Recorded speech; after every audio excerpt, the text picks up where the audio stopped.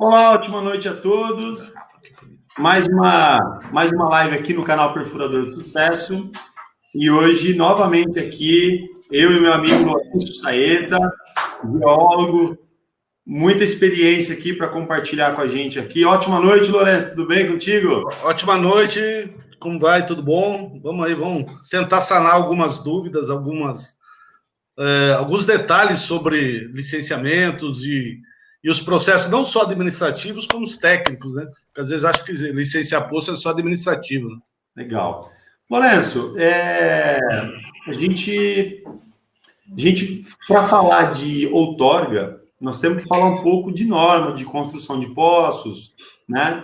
De procedimentos. Na verdade, a outorga ela vem nos ajudar para organizar toda essa parte de gestão de recurso hídrico, né? Ou seja, qualquer empreendimento hoje que ele tem a utilização de um recurso hídrico, né? Uma captação de água de um rio, de poço, ele é necessário uma outorga. E hoje o pessoal ainda não tem esse conhecimento. O pessoal acha que outorga é só para poço artesiano, né? Exato. Se a gente... Boa noite a todos, novamente, né? Vamos tentar sanar algumas dúvidas não específicas. A gente vai pensar um pouco aqui, falar sobre licenciamento, Emerson, dentro daquilo. A gente não vai falar aqui sobre procedimentos de licenciamento. É mais ou menos a gente, se estivesse olhando uma floresta, nós não vamos ficar falando das árvores, né? Nós vamos falar da floresta. Sim. Se a gente falar das árvores, a gente não consegue enxergar o macro. Então, o recurso hídrico, quando ele foi anteriormente, quando a gente furava poços, isso na década de 90, começo da década de 90, quem fiscalizava, quem tinha problema era a CREA, né?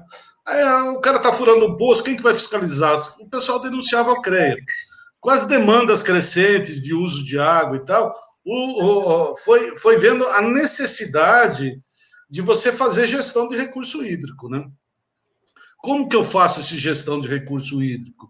Como que eu outorgo uma gestão de recurso hídrico?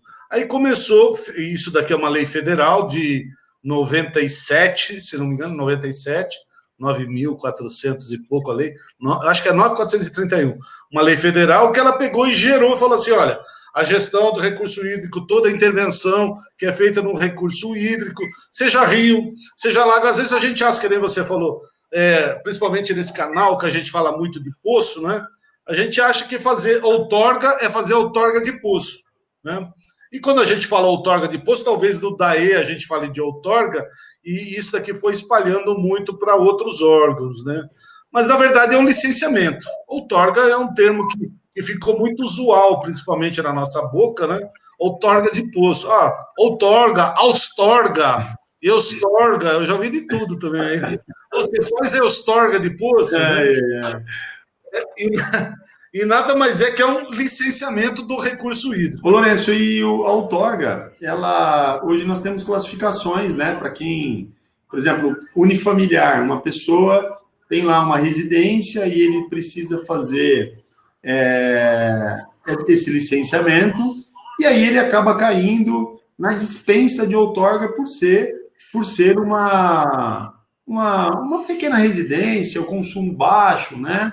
Fala um pouco mais sobre isso, explora um pouco mais, porque eu tenho certeza que tem muitas pessoas que estão aqui, que ainda não perfuraram o poço, e vê uma complicação enorme sobre essa parte de legalização, né? Como que eu vou consumir lá 1.000, 2.000, 3.000 litros de água por dia, e eu tenho até que contratar um geólogo para poder fazer uma outorga. Conta para a gente. Eu vou fazer só um link daquilo que a gente estava falando sobre esse licenciamento para chegar nesse ponto que você falou. Então, só imaginando, todo recurso hídrico que eu tenho, eu preciso licenciar, fazer outorga. Sim. Eu tenho um lago, eu vou furar um poço, e é estranho, por exemplo, às vezes eu vou fazer alguns detalhes de DAE, por exemplo, que a gente acaba atuando mais forte. Aqui no Estado de São Paulo. Eu vou fazer... que é o estado de São Paulo. Então, você vai furar um poço, e aí você vai furar o poço, ele tem um lago, e o DAE solicita que você licencie o lago. Veja só, quando a gente fala recurso hídrico, se você pensar uma captação de rio, eu estou fazendo uma intervenção no recurso hídrico. Então, eu tenho que ter uma outorga. Eu tenho um lago, eu tenho uma outorga. Eu tenho um poço, eu tenho uma outorga. Eu vou fazer uma travessia de uma ponte. Essa ponte vai estrangular meu rio, eu tenho uma outorga. Eu vou fazer um barramento, eu tenho uma outorga. Eu vou fazer um poço no meu sítio. Nossa, eu tenho uma outorga. Nossa, mas poço em sítio tem outorga? Tem outorga. E aí, o DAE, que é o caso aqui, gente, eu só vou colocar o seguinte, eu vou colocar o exemplo do DAE, porque o DAE foi praticamente, para ter uma ideia, a lei foi em 1997, a lei federal. O DAE gerou procedimentos em 96, através de uma lei estadual, e deu para o DAE qual que era. Então, ela praticamente criou o formato, e muitos órgãos estaduais, para que vou inventar a roda? Está lá, CETESB fez isso. Então, eles acabaram copiando, é lógico, cada um tem uma peculiaridade diferente, e ele foi moldando as suas características locais. Sim. Mas o procedimento básico em cima do que eu tenho que outorgar saiu na lei federal. Então, eu tenho uma intervenção, eu tenho que outorgar, eu tenho um rio, eu tenho um lago, eu tenho um poço. E essa daqui que foi a sua pergunta, eu tenho uma residência, eu vou furar um poço. Quando saiu a lei lá atrás, você tinha essa caracterização do unifamiliar. Então, se você consumisse até 5.000 litros dia, e era uma residência unifamiliar, era um sítio, você poderia cadastrar o poço. Então, não era na forma de outorga, era numa forma de cadastro que você poderia fazer. Você falava para o DAE, olha, DAE, eu tenho um poço e consumo até 5.000 litros. Só para ter uma ideia, às vezes o pessoal se pega, os burocratas, eles se pegam até a alguns pontos. Eu cheguei a fazer uma outorga, um cadastro de poço, falando, na legislação fala que até 5 metros cúbicos você faz um cadastro. Aí eu fiz de 5 metros cúbicos, aí eles falaram que com 5 metros cúbicos não podia ser cadastro, que já tinha que ser outorga. Aí eu coloquei, mas por quê? Não, porque é 5 metros cúbicos. Falei, ok. Eu coloquei 4.950, aí passou como cadastro. Aí, assim, é burocracia, né? Aí eles começaram a criar isso. Só que ao longo do tempo, né, eles foram vendo que era uma vazão pequena, 5 metros cúbicos, às vezes, pegava um pequeno consumidor que não era uma residência unifamiliar, mas também consumia pouco. E ao longo do tempo isso daqui foi variando, e hoje, aqui no estado de São Paulo, até 15 metros cúbicos eu consigo cadastrar, dia, tá? Até 15 metros cúbicos dia eu consigo fazer um cadastro. Então, de novo, 14.999. Você colocar 15, ele te empurra para a outorga. Então, se você for cadastrar, cadastra 14.500, 14.900. Não põe a 15, senão ele te devolve. Aí, então, assim, pequenos usuários, às vezes você tem restaurantes, né? É um pequeno usuário, ele não consome 15 metros cúbicos por dia, e por ele ser um grande consumidor, ou seja, um pequeno consumidor, mas ele é um CNPJ e não é uma residência unifamiliar, que nem você falou, eles forçavam a ele cadastrar. E aí, quando ele cadastrava, ele tinha que fazer análise, ele tinha que fazer uma análise mais complexa, tudo isso saía muito caro, e às vezes o pequeno consumidor mesmo, um pequeno restaurante que tinha um poço, ele inviabilizava isso. E aí, mais para frente, eles foram anexando outros processos, com o CETESB, que é o órgão ambiental do Estado de São Paulo, vigilância sanitária, que é que nem tem em todos os órgãos, e foi cada vez complexando mais o uso dessa água. Entendi. Ô, Lourenço, e essa parte onde o pequeno restaurante, você tocou num assunto aí importante. Porque, assim, o restaurante que ele tem que ter a outorga, porque ele acaba tendo um comércio, né? Ele tem que atender também às normas da vigilância. E aí implica naqueles laudos mensais, semestral e anual, né? Da portaria lá, M5 lá, que diz que você tem que ter aquela análise completa, tudo tal. E a gente vê que muitos comerciantes têm dificuldade e acabam ocultando informação, às vezes tira a licença e simplesmente diz que não perfurou o poço porque não quer atender essa exigência, entendeu? Então, isso daí é um complexante aí que a gente vai colocar nessa história, que até puxando um pouquinho do histórico desse para chegar na vigilância. O que a gente pode colocar? Primeiro, lá em 90, na década de 90, eles falaram assim, olha, a gente precisa fazer a gestão de águas. Eu comecei a fazer isso, para você ter uma ideia, foi em 96, inclusive eu já comecei a fazer essas outorgas, já em 96, então já faço isso há 24 anos. Só que no começo, o que o DAE buscava? O DAE buscava saber quem tem poço. Então, foi feito um levantamento de poços do DAE, que, assim, e eu tenho até um cadastro desse DAE, com 10 mil poços no estado de São Paulo. Do que eles queriam saber? Quem tem poço, só isso. Então, eles chegavam através de empresas, contratavam empresas, chegavam, o que você tem? Eu tenho um poço. Quantos poços? 2 poços. Você tem o perfil do poço? Tenho, passe para mim. O que é? Não, só cadastro. Primeira coisa, ele cadastrou. Segundo, ele normatizou, olha, agora você tem que outorgar. O que eu preciso de outorgar? Eu preciso saber o que ele tem. Ele tem... Eu preciso saber profundidade, preciso saber vazão, só isso. Aí ele apertou o torniquete, aí ele foi soltando normas. Aí ele apertou para saber vazão. Depois, qualidade. Agora eu quero que seja colocado um hidrômetro, porque eu quero controlar. Agora eu quero proteger sanitariamente esse poço. Sim, agora eu quero que tenha tubo de nível para monitorar. Então eu fui apertando todos esses controles para poder fazer o quê? Que é a base do projeto de 1996, que é fazer a gestão de águas. E o que é fazer essa gestão de águas? É eles terem a capacidade, detalhe, eles não têm ainda, tá? De fazer a gestão de águas, que é alguma das coisas que a gente falou, de fazer manutenção preditiva, por exemplo. Imagina quando a gente fala isso, Hermes. A gente vai para uma fábrica, você faz a manutenção preditiva da fábrica, onde que você vai saber quanto que o poço produz, quanto que ele consome, qual é o nível estático, qual é o nível dinâmico.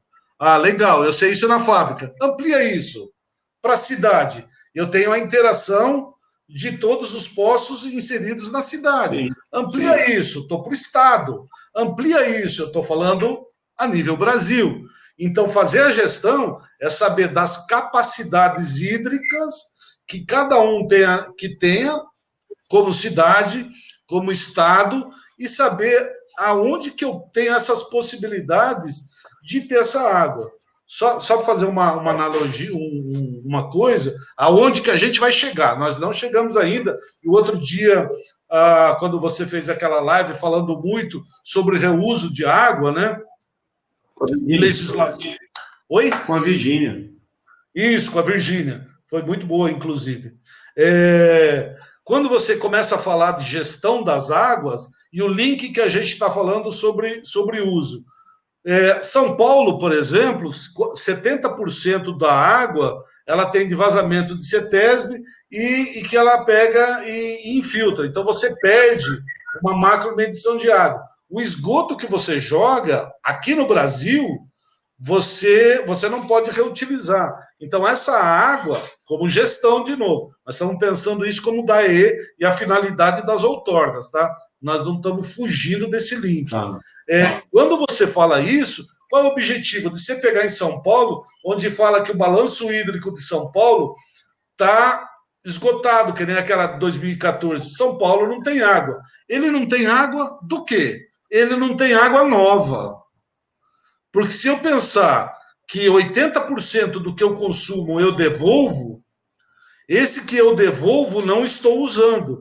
Se eu começar a reusar, esses 80% eles entram no meu índice de alimentação. E nas minhas outorgas eu consigo rebalancear e fazer essa gestão. Coisa que o DAE teria que fazer dentro dessa gestão. A nossa legislação não deixa, como a Virgínia colocou, a gente usar as águas cinzas para uso nobre, né? Uso nobre seria para potabilização, só para outros usos, né?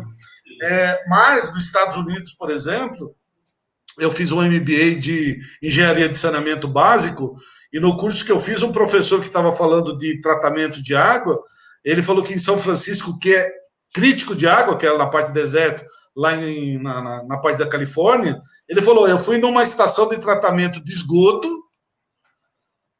com tratamento direto. A saída do esgoto, em vez de ir para o rio, ele entrava por uma ETA, estação de tratamento de água. Então, a saída do esgoto ia para uma estação de tratamento de água e no final do processo ele estava numa sala tomando água e falou, essa água é daquele esgoto que você viu entrando. Incrível, né? É incrível. Então, essa gestão de água são os órgãos ambientais que fazem, né?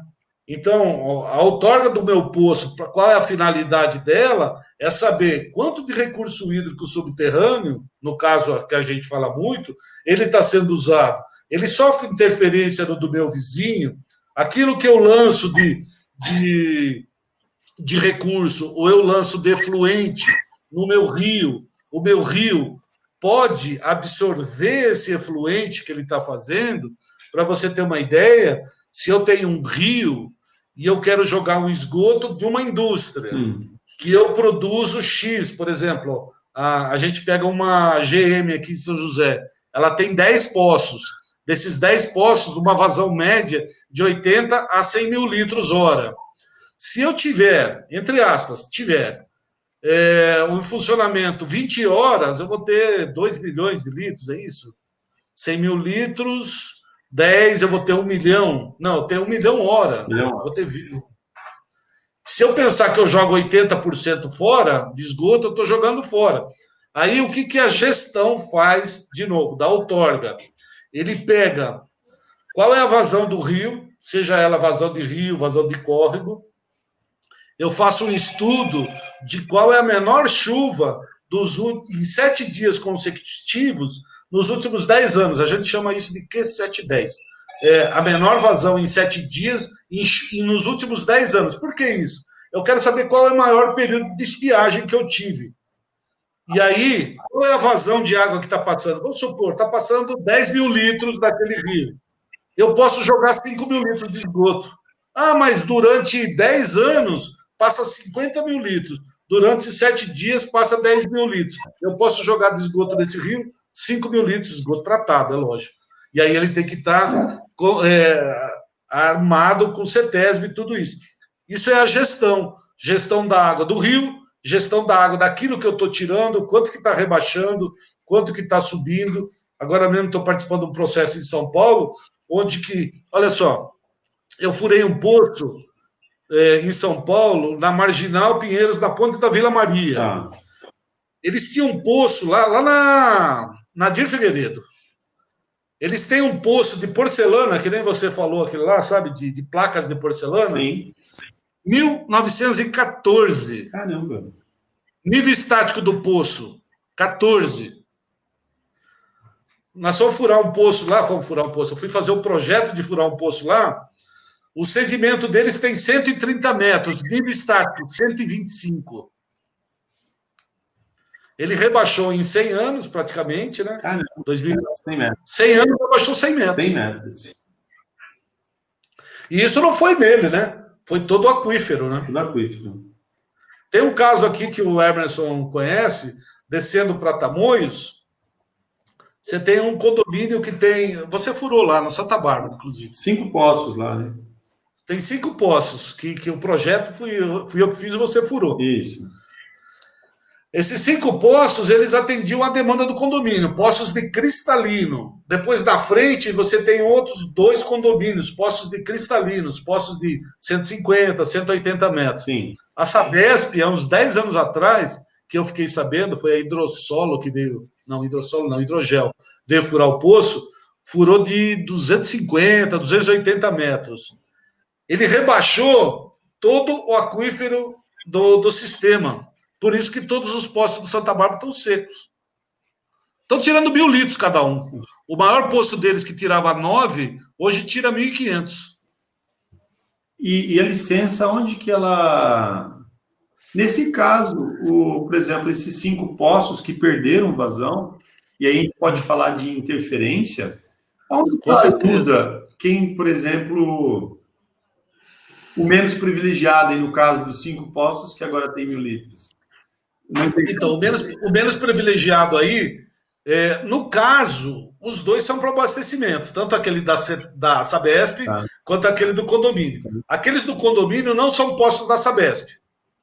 Quem que é menos privilegiado? Condomínio, ele tem uma operação própria, o outro é Sabesp. Sabesp privilegia a população. Então, Sabesp tem. Se você for fazer alguma coisa no DAE e pedir interferência, é mais fácil o DAE mandar você fechar o seu poço do que fechar o poço da Sabesp. Porque ele tem a população.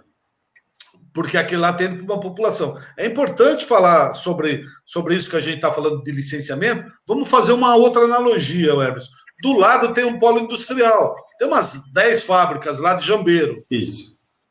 Esses poços, se eles caíram a vazão e se eles fizessem ao contrário, derrubassem a vazão do condomínio, o DAE poderia fechar os poços da indústria, porque aquele lá era privilegiando o abastecimento da população. Sim.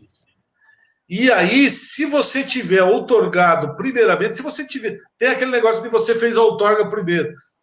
Eles têm alguns privilégios de quem outorgou primeiro, quem licenciou primeiro. Antigamente eles colocavam isso, hoje é em termos de gestão, né? Para quem que é, qual é o uso da água, o uso da água nobre, não é o uso da água nobre, e tudo isso faz parte da gestão, né? Da gestão disso que a gente está falando. Então, a companhia de saneamento ela tem preferência para um poço que está produzindo, e se aí chega, por exemplo, um cliente, um restaurante, um condomínio, como a gente está falando aqui, dificilmente ele vai conseguir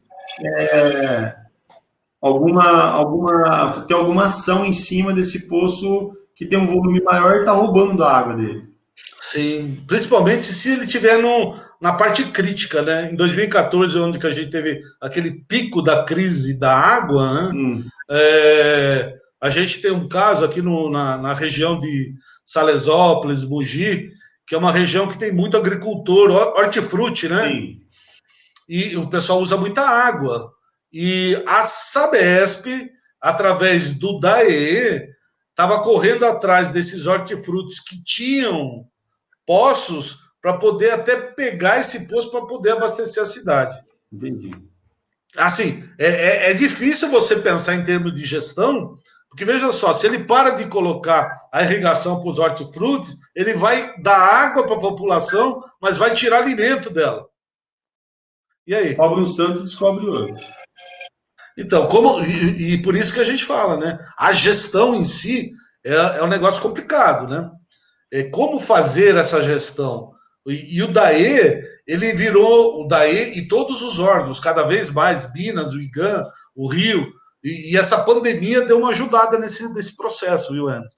Eles acabaram linearizando muito os processos, falaram, você não pode protocolar tal, eles não estão fiscalizando, Sim. Virou meio um processinho de carimbo na mão, né? Sim. Fala que tem e boa. E uma vez que facilitou todos os procedimentos aí de outorga, a gente vê hoje que no estado de Minas, São Paulo, pelo menos, que eu tenho conhecimento, os processos são eletrônicos e a gente tem uma facilidade muito maior para tirar a licença, e isso acaba sendo até positivo, porque uma vez que está descomplicado, né? Pelo menos aqui no Vale do Paraíba, a gente dá entrada com 15, 20 dias, tem saído uma licença, né? Exatamente. Desde que tudo esteja certo e tal. E quando eu converso com alguns amigos aí, perfuradores, muitos deixam de fazer a licença ou até falam para o cliente porque não existe uma facilidade, sim uma complicação, né? Veja bem, isso daí que você está falando é importante, essa descomplicação que eles fizeram, eles descomplicaram num ponto, complicaram no outro. Para o perfurador, ficou assim, muito mais acessível. Então, os processos são rápidos, por eles serem eletrônicos, aí você consegue fazer, e não tem motivo, dentro daquilo que você já até falou lá atrás, de furar um poço sem outorga. Sim. Então, primeiro que você, não sei se já aconteceu, lá atrás, uma vez, no comecinho da outorga, eu lembro que teve uma fiscalização de DAE lá no Vista Verde 3, não sei se você lembra. Lá. Aí chegava o DAE, lacrou, segura a máquina, que era uma parte do processo. E para que você correr riscos de tomar uma multa e fazer negócio, só que tem um processo descomplicado. Essa parte tudo que a gente falou de gestão, otimização, realização, através do licenciamento, quando você faz, esse é um problema do usuário. E não é um problema do usuário. Assim, é o dever do usuário, porque ele está usando o recurso hídrico. E para isso, se a gente pensar em todos os processos que faz, futuros, né, e de água, é necessário, senão você não tem gestão, você não tem água, você não tem qualidade de água. Sim. A gente falou muito sobre isso, sobre como executar um poço. Se você executa um poço de forma errada, você contamina um aquífero. Você contamina um aquífero, a sua gestão de águas começa a cancelar. A gente tem aqui em São Paulo, para quem não sabe, uma região lá da parte de Interlagos, né, da Ponte de Socorro, que ela é fechada para perfuração de poços. Contaminação. Por quê? Oi? Contaminação, né? Contaminação de solos por uma indústria uma indústria de cosmético grande que tem lá, que ela pegou e contaminou assim, uma grande parte. Assim, a parte de solo eles fecharam coisas de uns 5 quilômetros por uns 5 quilômetros, está fechado lá. Todo ela. Quem tinha poço tinha que fechar, se você pedir outorga, não dá. Por causa dessa contaminação, você não fura mais poço misto em São Paulo. Então, você não tira mais licença de poço misto. Então, as concepções, e de novo a gente linkando a parte do perfurador, Emerson, perfuração de poço misto em áreas que elas foram complicadas e aonde você tem gestão, elas estão fechadas. Né? Lourenço, levando em conta aqui que essa área está fechada, descobriram uma contaminação passiva ambiental, se o perfurador, uma vez que ele tirou uma outorga, ele perfurou o poço lá e captou essa água mais superficial, tá? Água do solo aí. E aí ele, na hora que ele vai dar entrada no processo de outorga, tá? Definitivo lá, por exemplo, ele vai anexar a análise de água, que pelo menos aqui no estado de São Paulo é assim que funciona, você bate a foto do poço pronto, coloca os dados lá de vazão, nível, tudo tal, e fecha o processo. E se aí não tem uma água de qualidade, e tem mais, como que eu me certifico que o laboratório ele tem que ser um laboratório credenciado para que essa análise de água, ou positivo ou negativo, ela seja parte integrante da outorga, né? Sim. Aqui no estado de São Paulo, o DAE, até por causa de muita gente que estava dando tombos, né, nos processos, sim, eles exigem isso daqui, assim, a parte de exigência do laboratório credenciado pelo Inmetro, ele tem que ter a 17.025, né, que é a norma que normatiza os laboratórios que eles estão certificados pelo Inmetro. Então ele já fala isso. Mas o DAE, ele foi além. Antes a gente poderia coletar uma água e a gente mandar para o laboratório, e mesmo que o laboratório seja certificado. O DAE exige que a coleta seja feita pelo laboratório. Importante. Porque aí tinha um espertinho que, em vez de ele coletar a água do poço, ele ia lá e pegava a água da torneira. E aí, como que o DAE vai certificar que essa água é do poço? Aí ele teve que validar isso através da coleta feita pelo laboratório e certificado. Então, tem muito laboratório que deu para trás em cima disso, que eles não eram certificados, sim, e gente que não era qualificada para fazer essa gestão de da coleta de água, né? Lourenço, mas para pensar, você, não sei, assim, eu imagino o teu ponto de vista, eu te conheço já há muito tempo, nós não teríamos, nós como perfuradores, como construtores de poços, identificar contaminações e a gente fazer um levantamento, né? Porque tudo que você consegue levantar no início, você consegue fazer uma gestão mesmo que de um problema, né? Sim. Até teve um tempo atrás que eu conversei com o Sérgio, com o Tremolês, e me parece que tinha esses poços que tinham problemas em São Paulo de contaminação.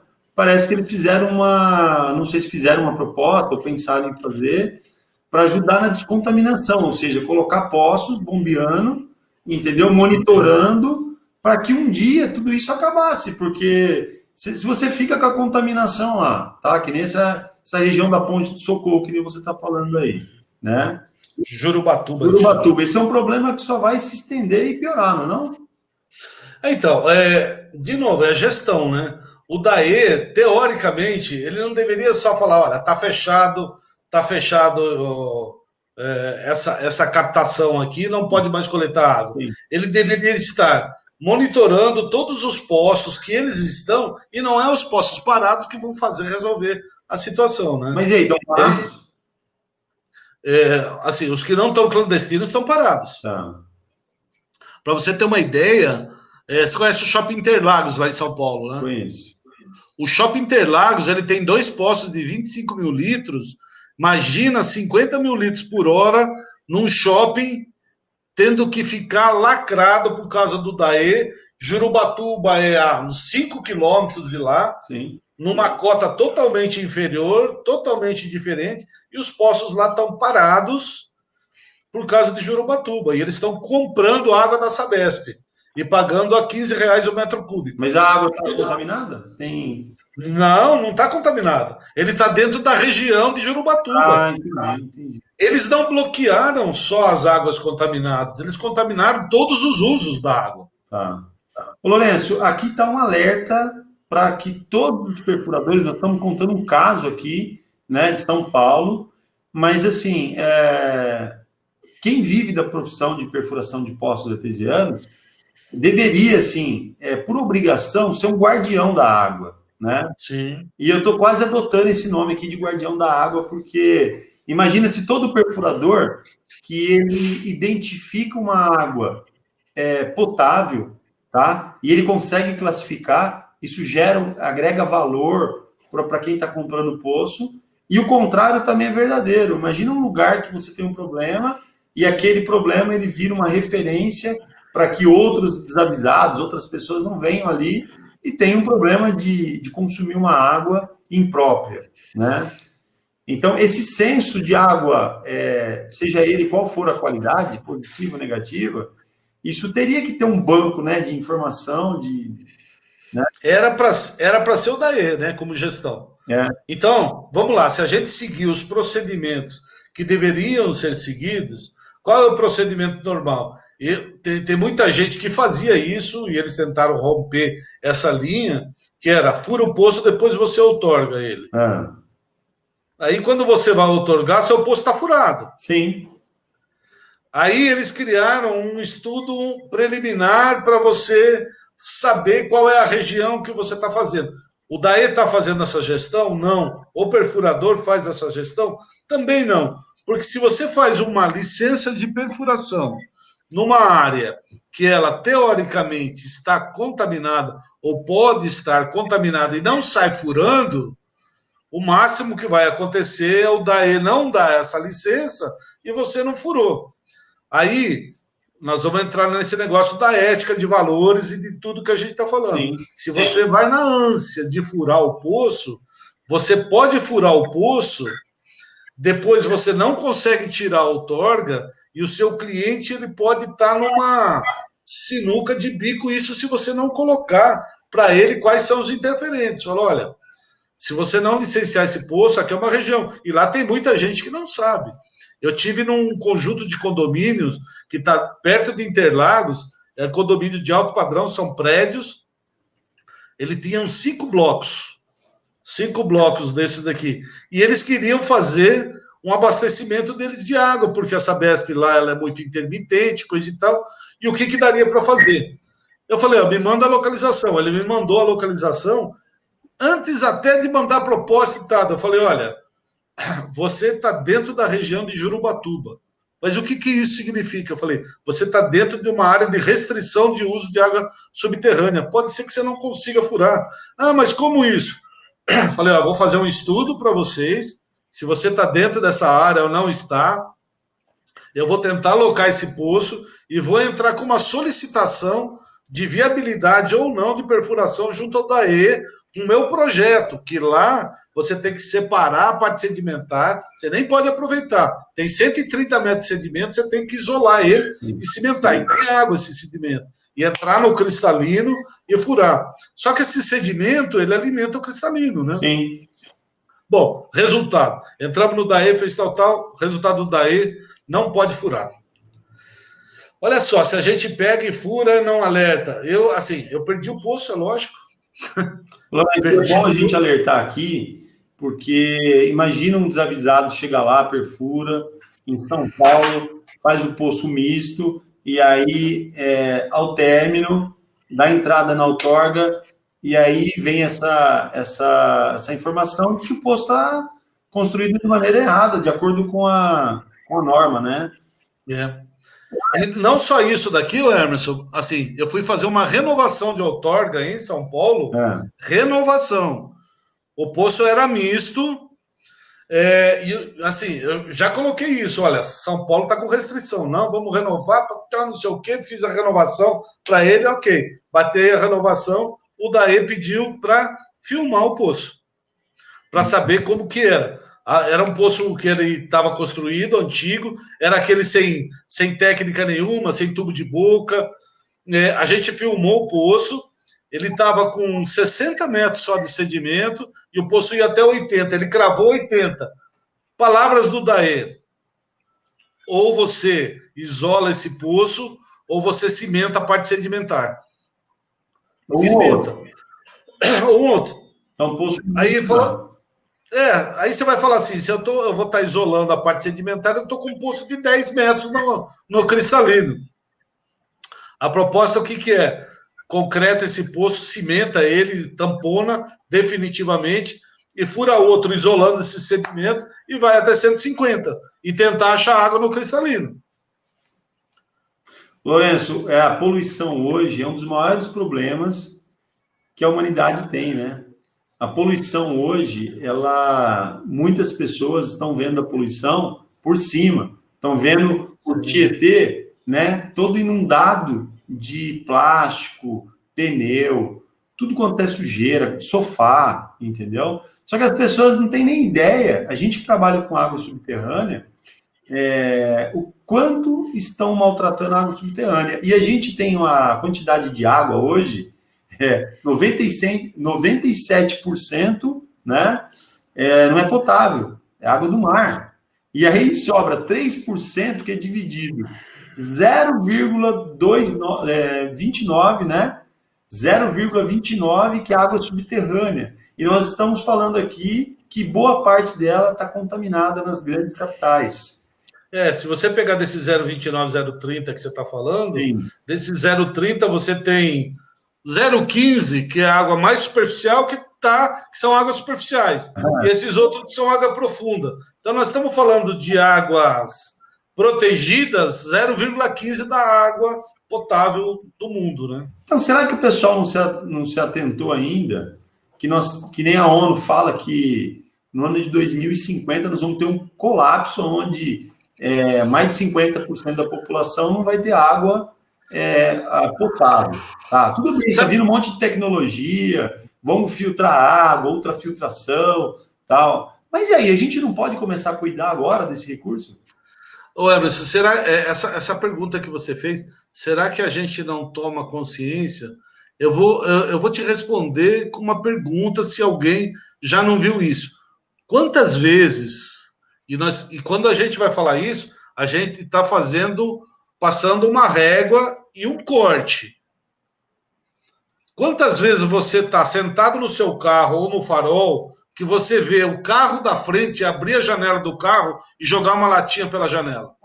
Quantas vezes você viu isso? Diversas vezes. Então, você está falando do cara que tem carro. E eu já vi isso o cara fazer até com uma Mercedes. Eu falei, pô, não é possível. Eu vou descer, catar aquela latinha e jogar dentro do carro dele. Falou, você está jogando no meu quintal. Por que eu não posso jogar dentro? Sim, e o cara está fazendo isso. Aí quando a gente fala de consciência de uso da água, aí complica. De novo, tudo isso está amarrado com gestão. Está amarrado com licenciamentos. Hoje, nos Estados Unidos, por exemplo, eles viram que fazer. A gente está caminhando para isso, tá?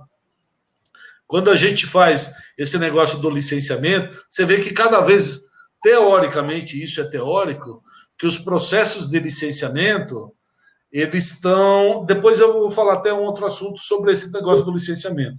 Os processos de licenciamento, eles estão cada vez mais simplificados. Por que eles estão simplificados? Antigamente, assim, você vai furar um poço ou você vai licenciar uma fábrica, aí o que ele pega e fala? Ele te dá um calhamaço de coisas, você fica 2 anos levantando papel para poder licenciar a fábrica, para poder trabalhar. Você tem a LP, você tem a LI, você tem a LO, que é a licença prévia, licença de instalação, licença de operação, isso o CETESB. E você vai montando esses calhamaços. Nos Estados Unidos, eles faziam isso. Você montava aquele calhamaço de documentação que você tinha que fazer e você entregava, eles analisavam, pediam, até falar, ok, você pode fazer. Hoje em dia, você faz uma solicitação, isso daqui foi através do meu filho que teve nos Estados Unidos, ele fez estágio na CETESB deles, lá da cidade que ele estava. Ele falou, o pessoal não entra com processo. A legislação está lá, ela tem que ser cumprida. Se o fiscal for na sua fábrica, que você está montado, você apresenta tudo, senão ele fecha a fábrica. Então, aquele negócio, você não pode desconhecer a lei existe, está lá. Então, para você fazer uma outorga, para fazer a gestão, você tem que fazer cair naquilo que você está falando das outorgas. Eu tenho que fazer uma análise. Eu tenho que fazer análise de água que atenda a portaria de consolidação 05, que são 122 elementos. Tem gente que está fazendo a SS65 e fala assim, uma potabilização simplesinha, eu jogo lá porque o DAE não está fiscalizando. Está escrito na lei que precisa ser aquela análise. Sim. Que o poço tem que ter tubo de nível, que o poço tem que ter hidrômetro, que o poço tem que ter área de proteção. Está escrito na lei. O DAE, ele está parando de fiscalizar e deixa o processo. E as pessoas estão achando, e aí entrando na área da legalização, que ele está deixando de fazer. E não. Eu recebi, e isso está entrando dentro da legalização, eu não sei em outros estados como que estão, mas qual que é o objetivo dessa gestão? É cobrança do uso da água. O Vale do Paraíba aqui já tem cobrança do uso da água. Por quê? Pelo DAE. Então, é coisa de 1 centavo ao metro cúbico, e isso daí vai ser revertido para a bacia. Eu recebi da bacia do Piracicaba, que é a bacia daqui do estado de São Paulo, mais avançada nesse processo, assim, anualmente você tem que fazer uma declaração de consumo da água em função da sua outorga. Quanto que você outorgou? Eu outorguei que eu vou usar 10 metros cúbicos por hora durante 20 horas. 10 metros cúbicos por hora durante 20 horas. Esse daqui é a sua demanda, são 200 metros cúbicos. 200 metros cúbicos que você vai utilizar dia. Quando chegar no final do ano, você tem que apresentar um relatório, que é um balanço, olha a gestão de novo que a gente estava falando, que é um balanço de quanto que você consumiu ao longo do ano, mês a mês. Tá? Isso daqui, o Vale do Paraíba pede mês a mês. A bacia do Piracicaba, esse mês a mês, ela quer que você coloque no sistema deles, não eles virem fiscalizar. Aquele que eu estou falando. A lei existe, você não pode alegar desconhecimento, você tem que informar para o DAE, olha, consumir 20 ou 200. Eu falei 200 seria na 10 metros cúbicos por hora lá. E esse informe é em janeiro, né, Lourenço? Aqui no estado de São Paulo, é em janeiro, né, esse informe. Não é no estado de São Paulo, aqui na bacia, é isso que eu estou falando. Tá. Na bacia do Piracicaba, esse informe tem que ser mensal. Mensal. Então, o sistema de automação, ele ajuda muito, né, Lourenço? Porque... Aí, esse é o link. Ajuda muito, porque você vai ter esse tipo de informação quando você tem um sistema de automação linkando aquilo que a gente falou ao sistema de manutenção preditiva. Olha o mercado que está se abrindo, ou que se abre naquilo que a gente fala. Você não faz só o poço, você faz o poço, você faz a gestão do poço do seu cliente, você faz o monitoramento da água do seu cliente, você faz a gestão do seu sistema perante ao DAE, e aí tudo isso daqui, só para finalizar, eu recebi de um cliente que não informou, e ele está na região de Amparo, ele não informou o consumo dele de março e abril, recebeu um ofício que ele não informou, aí ele continuou não informando, tomou uma multa de 200 UFESPs. Cada UFESP está 25, meteu 5 pau na cabeça dele, porque ele não informou. Isso daí de 5 pau, só para colocar dentro da licenciamento, disso em São Paulo, hoje, e isso daqui já tem há um bom tempo, quando você vai fazer uma licença de perfuração, principalmente nas regiões complicadas, em termos de contaminação, num raio de 500 metros, se você tiver uma área contaminada, o órgão ambiental ele pede para o outro órgão, no caso aqui em São Paulo, a CETESB, um parecer sobre essa área contaminada. Como que está essa contaminação, que nem você falou? Eu estou a 500 metros de um posto de gasolina que está com contaminação. Como está essa contaminação? Antigamente o pessoal só pedia um parecer. Hoje, para eu fazer esse tipo de processo, eu tenho que entregar para o órgão ambiental um estudo falando quais são as áreas contaminadas, qual é a extensão lateral dessa área contaminada, qual é a extensão vertical dessa área contaminada, aonde que está o fluxo dessa contaminação, tudo em relação ao poço que você vai perfurar, ou que você vai outorgar. A taxa de análise deles, R$ 7.500, do órgão. Não estamos falando daquilo que você vai fazer. O órgão pede R$ 7.500 para receber o seu projeto. Isso quando tem área de contaminação, que é... Quando tem área de contaminação, exatamente. Então, tudo isso aqui faz parte do processo de gestão, né? A Mariana Leme, ela colocou aqui, a legislação está muito falha atualmente.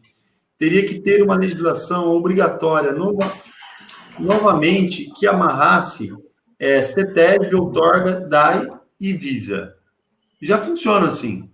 Já funciona assim. Tem ela. Hoje, quando você faz um licenciamento, é que assim, um ano atrás, 2 anos atrás, você outorgava o posto do DAE. Quando você outorgava o posto do DAE, no caso, ele informava a vigilância sanitária. Falou, olha, ele tem poço. Por quê? Ele dá a outorga do uso da água. Se a água está de acordo ou com a qualidade dela, é a vigilância sanitária que monitora, não é mais o DAE. Então, ele pedia essa informação. Então, aqui em São Paulo tem uma resolução que a gente chama, nós não, eles chamam Resolução Conjunta 03, que é DAE, CETESB, Vigilância Sanitária.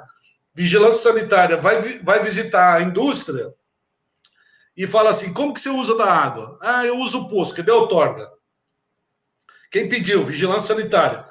O órgão ambiental, ele vai pegar e vai visitar uma indústria, um condomínio, joga esgoto aonde? É tratado? Não é tratado. Não é tratado? Quem que faz? CETESB. Aonde que você joga? Eu jogo no rio, que deu a outorga do rio. Mas como que você pega a água? Do poço, que deu a outorga do poço. E como que você faz? A população bebe essa água, que deu o licenciamento da vigilância sanitária. Eles estão amarrados, né? Mas, assim, não é uma coisa sincronizada. Entendi. Né? Pode ter falha aí, mas normalmente eles vão conversar entre eles, tá certo? Normalmente eles vão conversar e eles vão pedir entre eles. Eu já vi muitos casos já que eles realmente, lógico, não conseguem ter um sistema muito amarrado, né? Porque a gestão não é única, né, Emerson? Aí que a gente entra de novo, né? A gestão do recurso hídrico, ela deveria ser assim, como que eu vou falar de qualidade? A CETESB fala assim, olha, a qualidade não está boa. O DAE fala, a quantidade você não pode tirar. E a vigilância sanitária fala assim, tá com bactérias heterotróficas. Cada um falando uma coisa e cada um puxando. Se eu tenho uma gestão, tipo, Agência Nacional ou Estadual de Águas, onde que ela amarra isso daqui. Fala, olha, você tem a água, mas para fazer isso, você tem que fazer isso ou aquilo, né? E a gestão é isso, né? É o que está faltando para a gente. Os órgãos, eles criam a legislação, mas não fazem a gestão dela. E a gestão é costurar essas histórias, né? Entendi. Lourenço, o Luciano Rosendo da Silva está perguntando aqui no YouTube. Boa noite. Pretendo construir um poço artesiano em um terreno de praia que possuo, pois quero iniciar com obras nele. Como proceder para fazê-lo de forma correta? Bom, eu entendi aqui que muitas pessoas procuram poços, principalmente na região praiana, e o cuidado maior que ele deve ter, porque ali a gente tem uma areia muito superficial e a facilidade de contaminação é muito grande. Então, Luciano, eu te... São Paulo, estado de São Paulo, não? Ele não coloca aqui, ele não colocou. Mas o princípio construtivo é o mesmo, né? Mas, assim, eu vejo que ele tem que procurar uma empresa que conhece de norma técnica, porque provavelmente se ele construir, ou alguém construir um poço que não tem isolamento sanitário, você vai correr nesses problemas que a gente está falando aqui. Vai ter um poço com contaminação de água superficial, né? Problemas bacteriológicos, problemas de coliforme, ou seja, uma ligação direta da água superficial com a água subterrânea, né? A região praiana, inclusive, ela tem muito problema que, dependendo de onde for e não tiver redes, né? Que a grande parte não tem, você tem problema com a própria fossa, né? Então, veja só, o que normalmente as pessoas fazem? Isso daí é antigo, tá? Até de Poço Caipira. Ele tem um terreno, mar, frente do mar, ou que seja mais em direção à serra. Ele constrói o poço dele na frente da casa, é lógico. Você acha que ele vai construir a fossa na frente? E a fossa nas costas, porque tem que ficar longe das vistas das pessoas. Teoricamente, teoricamente, o fluxo da água vem da serra para o mar. Ele lava a fossa e joga para o seu poço. Verdade, né? Isso, e assim, eu tenho certeza que tem muitos poços no litoral que não tem controle nenhum de análise de água. Com certeza. Né? Principalmente aquele que é aquele pocinho escondidinho, que não tem, né? Então, sim, toma cuidado aí, quem tem poço em residências, né? A gente já falou isso aqui várias vezes já. Você tem numa casa de veraneio, principalmente um poço que você pouco usa, né? A água fica parada na caixa d'água lá, aí vem um problema sério de contaminação, e aí você, ao ir para sua casa de lazer, você está contraindo lá um problema sério para a tua família inteira, né? Uma doença lá, em vez de você ter uma água que mata a sua sede, vai matar a sua família. Então, cuidado. E tomar cuidado também com a produção desse poço. A gente já falou isso em outra live, eu acho, que a gente colocou, porque a água de litoral, uma interface que a água tem é água doce e água salgada. Sim, só que essa barreira não é física, ela é uma barreira de densidade hidráulica.